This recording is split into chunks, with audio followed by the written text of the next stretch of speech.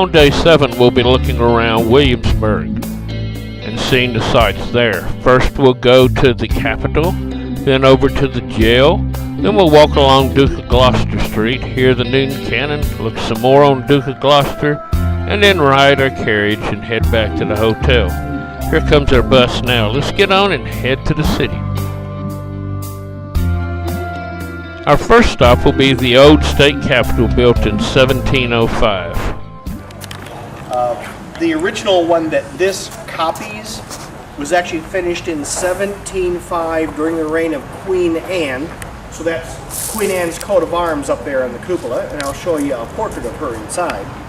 Unfortunately, that building burned in 1747, but they did rebuild right here on the same spot. Second Capitol building was used from 1750.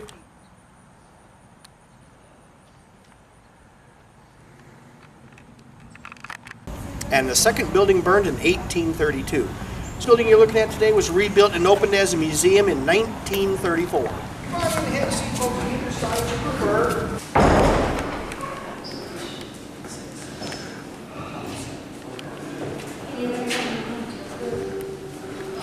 Don't worry, we don't.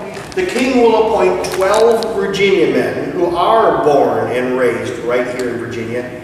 They're going to sit with the governor on that side of the building as what we call the governor's council. They are his advisors. Today you call them cabinet. Same thing. The governor and his council, when they sit on that side of the building, when they're upstairs, they sit as the executive branch of government. They are the ones that administrate the colony, which for us Americans that usually makes sense. But they also sit upstairs as the upper house of our legislature. They work with these men in the lower house to make laws. And they also sit downstairs on the other side in the courtroom as the justices of the court, that's the judicial branch, and interpret the laws they have to make upstairs. So those 13 men, the governor and his council, they're executive, legislative, and judicial branches, all at the same time. These men are elected. The elected men balance the appointed men. So the two sides of the building work like big giant scales. It's always balanced. They've got to share the power. Like I said, these men are elected. Every county in Virginia is going to elect 2 men from that county to come here to represent their county. And in colonial time, when all these men are seated, they are called the House of Burgesses. The west wall is King George II. Opposite. And his wife, Charlotte. So in 1760, this is the middle of our big capital letter H. It is neutral territory because it's in between the two sides. People's side over there, King's side over here, we haven't got to yet. It's used whenever the two sides have a big disagreement. That's the governor's Oval Office. That goes back through antiquity. That did not begin with the White House. Back in ancient Rome and ancient Greece, whenever you had an oval-shaped building or an oval-shaped room, that denotes great importance. The General Court. This is your high court in the colony of Virginia. It is our one and only felony courtroom in the colony of Virginia. What's that mean? That means if you are a free person in this colony, someone has accused you of a felony crime, something like murder, manslaughter, arson, treason, counterfeiting, piracy, witchcraft, housebreaking, kidnapping, rape, all the really bad crimes. You have to be brought here. I'll say it again. If you are a free person in this colony and somebody's accused you of a felony crime, you must be brought here. That covers 500,000 people. That means we need to have court here 4 times a year. Court session usually lasts 2 or 3 weeks. So if you are brought, that's what jails are for. They are holding cells before trial. It is not, no matter what the sign says down there, what we think of as prison or penitentiary. It's not for punishment, it's just holding cells. It's before trial, not afterwards. We don't believe in penitentiaries yet. Nobody's going to go from this court and get sent away for 10, 20, 30 years. We don't do that yet. The possible punishment here is death by hanging. So we'll hold you down in the jail until it's trial day. When trial day comes, the jailer will take you out of your cell, put you in shackles around your wrists and your ankles, and they'll walk you up the hill to this building. When it's time for your trial in particular, you'll come through that door and walk right up front here and stand up here in front of this thing. This is called the bar. This is the bar of the King's Justice. Sometimes it is the bar of the Queen's Justice. That is Queen Anne. Remember, so that's her coat of arms outside. And notice that you do stand trial. You don't sit trial. Witnesses do not come forward to take the sit. They take the... None of you are called by-sitters. You are by... So how many benches were in the courtroom? None. Bystanders don't sit, they stand. It's very literal.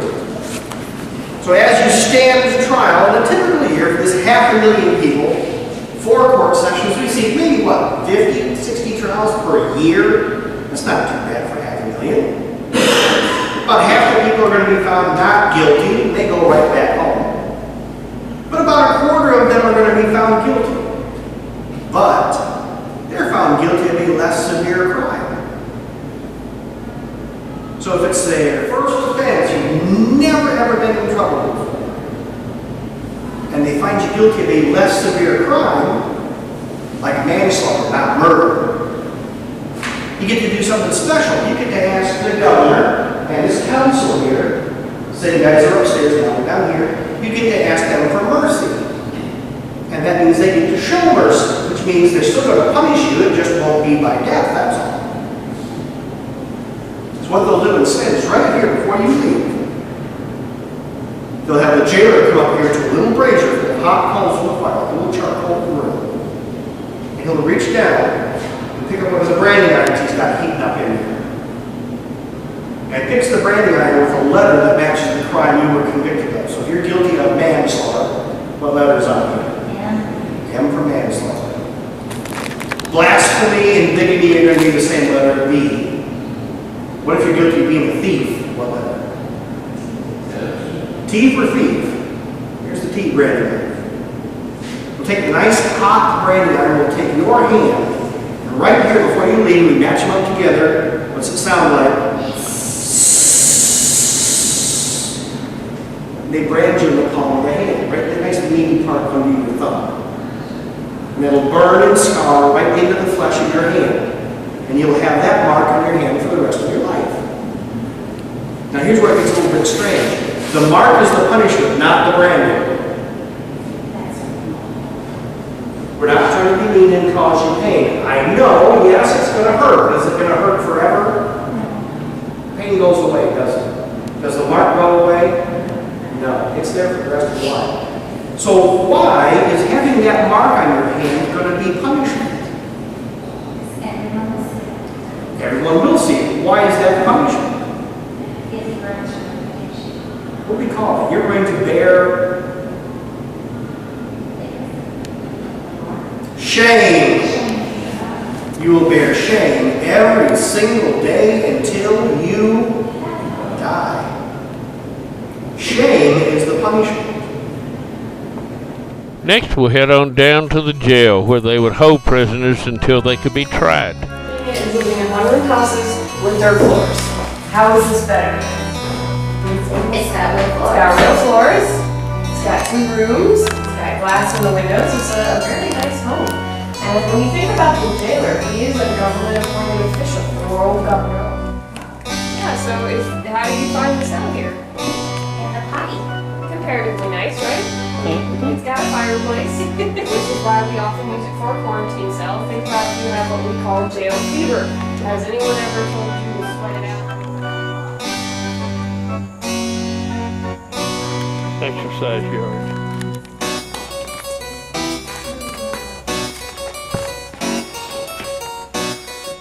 One of the most famous prisoners held here was Blackbeard and some of his pirates. Two original ones. Another stone to sit on. Food drawer. You push food through. There are many carriages throughout the city, and we're going to get to ride on one later this afternoon. But let's just look at a few of them as they go past.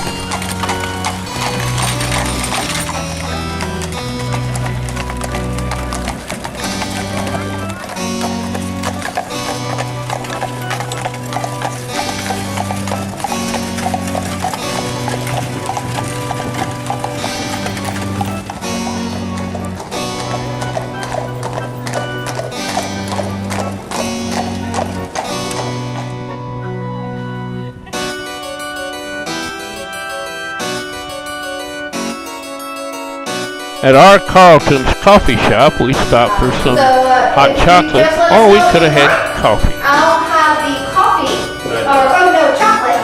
He has the coffee. They're simple, it's just where the candles place tells us the difference. So I have.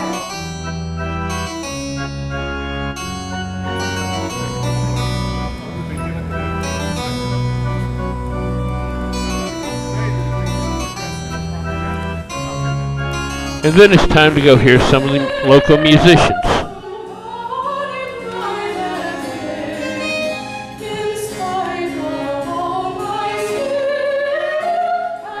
At the silversmith shop, we stop and watch them making a silver tray.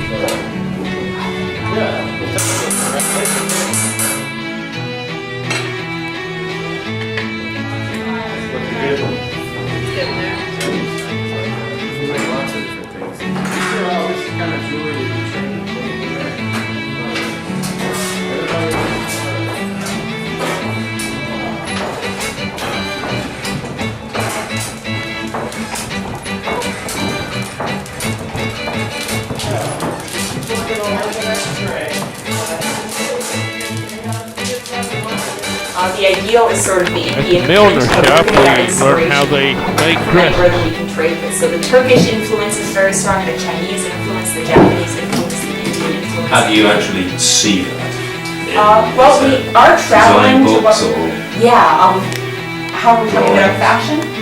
Yes, we can get it from a variety of sources. If you have relatives in England or France that are writing to you, telling you what the fashions are, and we do have fashion illustrations. We do have some fashion magazines. They aren't quite as popular as they will be in later decades. Even the garments themselves. If Mrs. Roundup is coming back from England and you see her walking down the street in a really beautiful style of gown, and you can come to your mantua maker shop and say, I want that. I want it in purple. Bam, you can do it. There's a really quick turnaround time. So.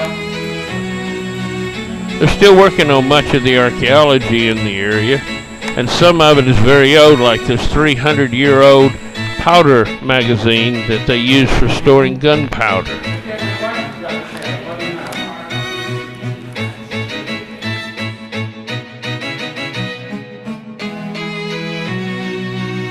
Next, we walk through the market to see what they might be selling before walking on over and hearing the noon cannon being shot.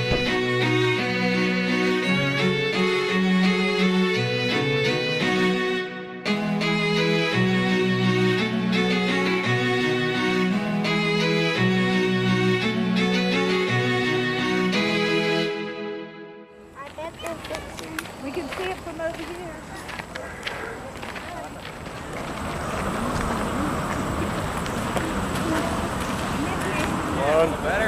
Now, what we're going to be doing here is going to be to fire the noon gun.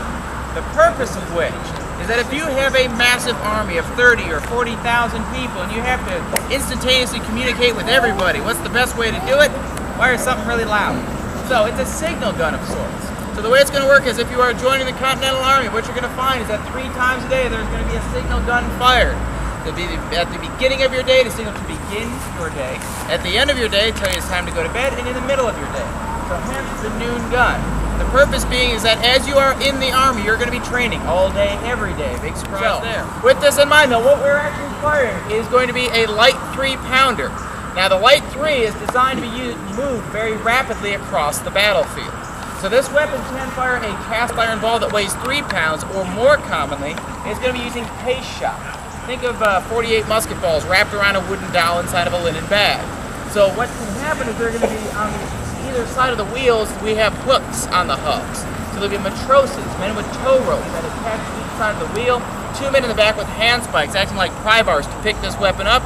And we can move this as a Light 3 across the battlefield almost as fast as the infantry are marching. So this way what we can do is take this weapon and quickly advance alongside the infantry, angle in with that case shot at the enemy at 200 yards and use it basically as a giant shotgun to blast massive holes in the enemy formation. So it's an incredibly effective weapon at that. So, because of those today, what we're going to be using it for is just a signal gun, so we're not going to be firing any kind of projectile. What we're going to be firing is 3.6 ounces of gunpowder. Now in combat, this weapon is rated at up to a full pound, but again, for the sake of all of our eardrums, we're just going to use 3.6 pounds.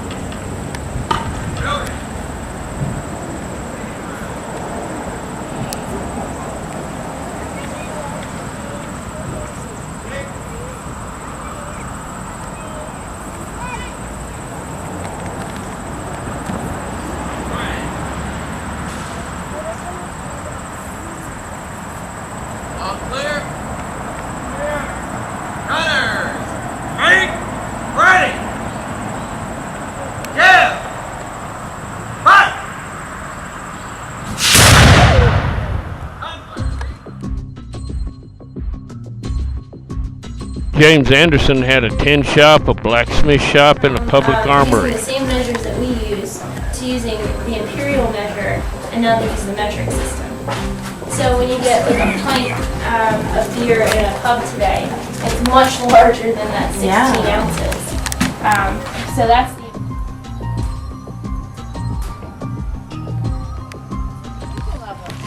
What do you use to actually make the outside of the oven? It's clay on the outside and brick on the inside.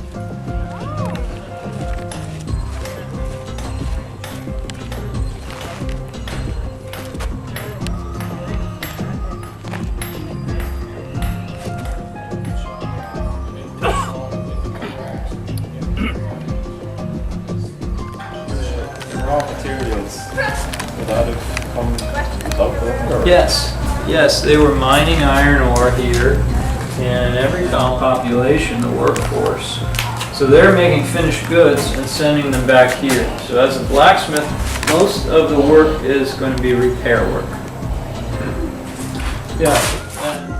People throughout the town are dressed in period costumes.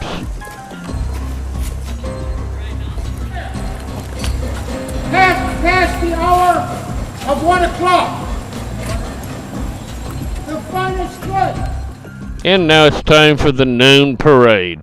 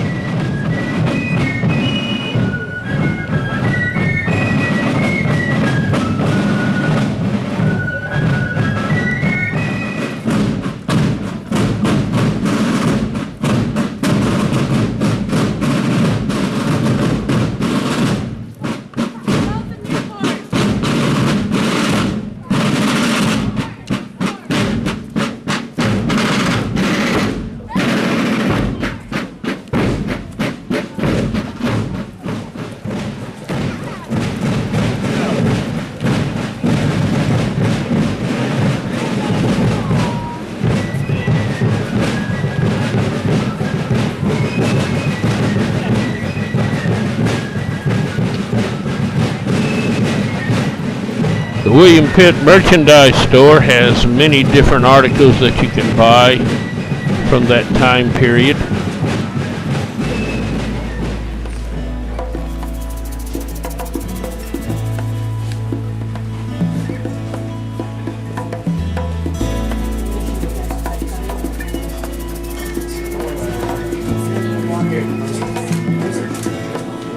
And then it's time to take stock of our situation and look around the courthouse.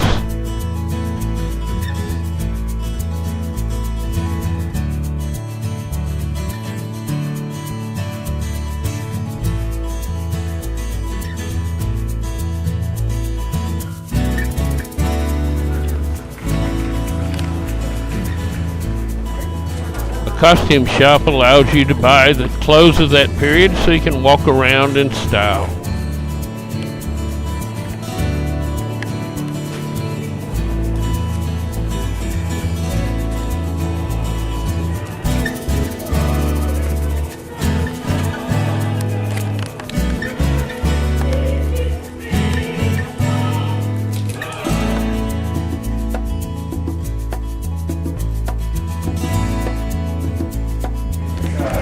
And now we come to James Getty House and its foundry. The house was built in 1762.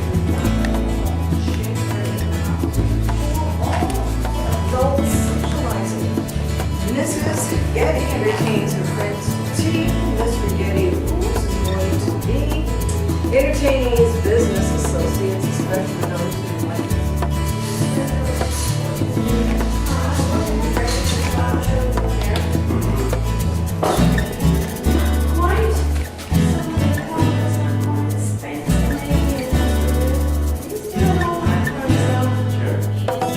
Foundry is separated from other metalworking places in that this pours into molds. Yeah, brass stirrup of William and David Getty, and those two brothers, and these are some newspaper ads from the Virginia Gazette.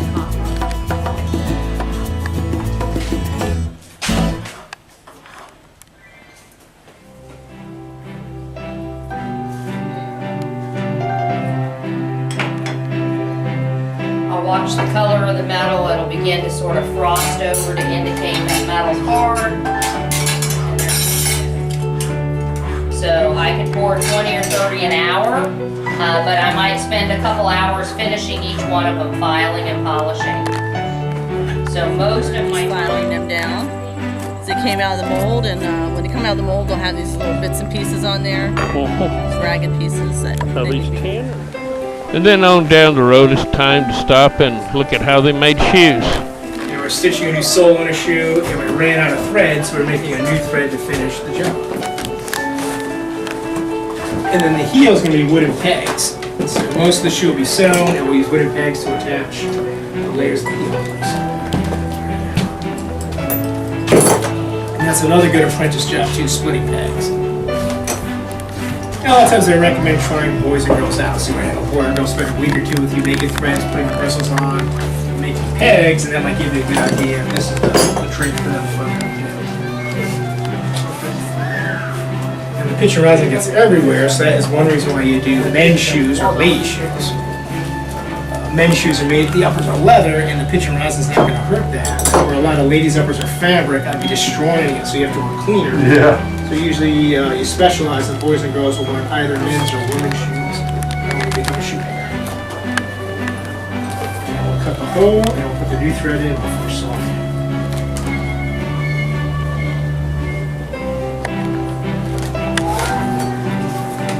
We're going to divide it in half. Halfway through, then each new hole we enter through either side of the stitch. We call it a shoemaker stitch. The saddlers call it a saddle stitch. It's a very common leatherwork stitch.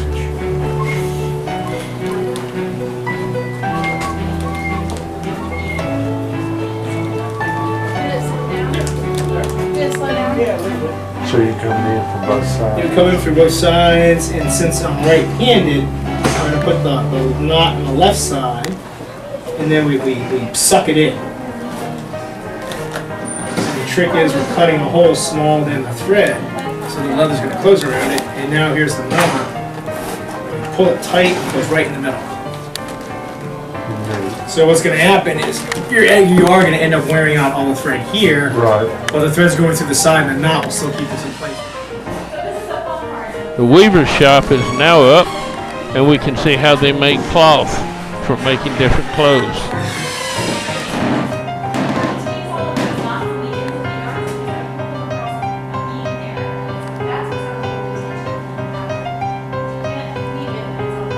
Absolutely devastate your soil. So if you have your linen, you're going to grow it as a last-ditch effort before you have to plant it. It's pretty pure, so it's taking what used to take. And now it's time to take our carriage ride.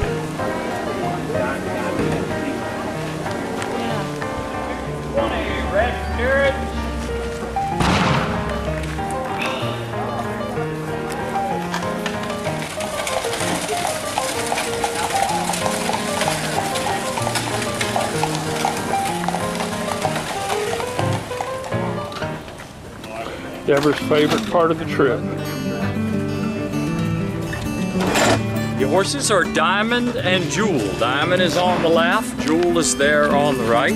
My name is Bob. I am Coachman Bob, so I'll just be a... Queen Elizabeth and Philip rode on this. They did. 1957, their first visit to Williamsburg.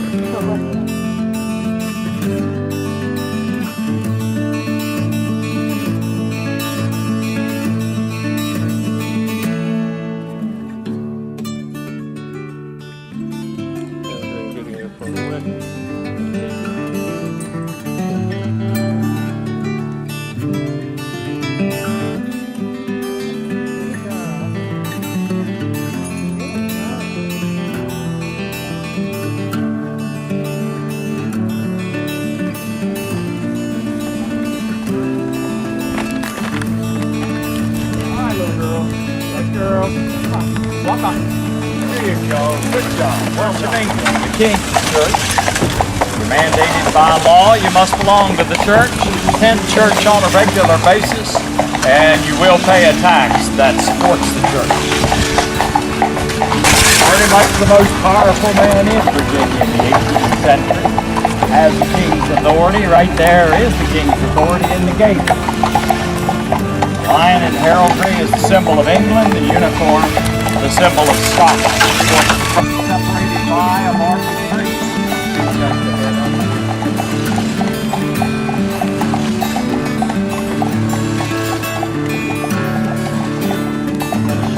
Right under.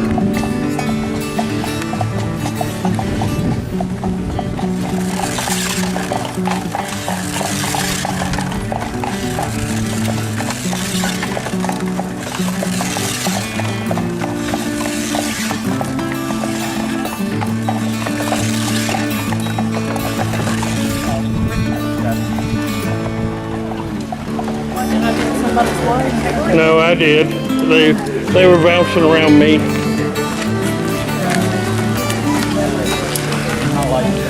This is Deborah's favorite part of the ride.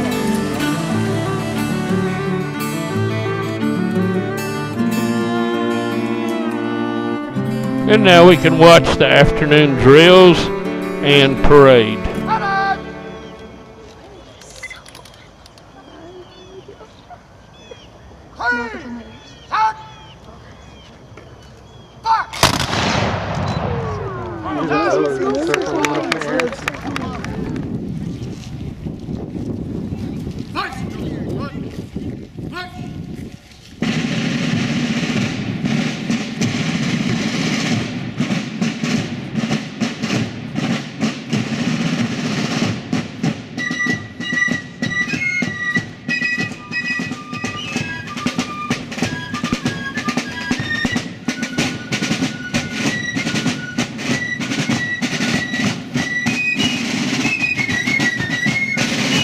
And this brings us to the end of day 7.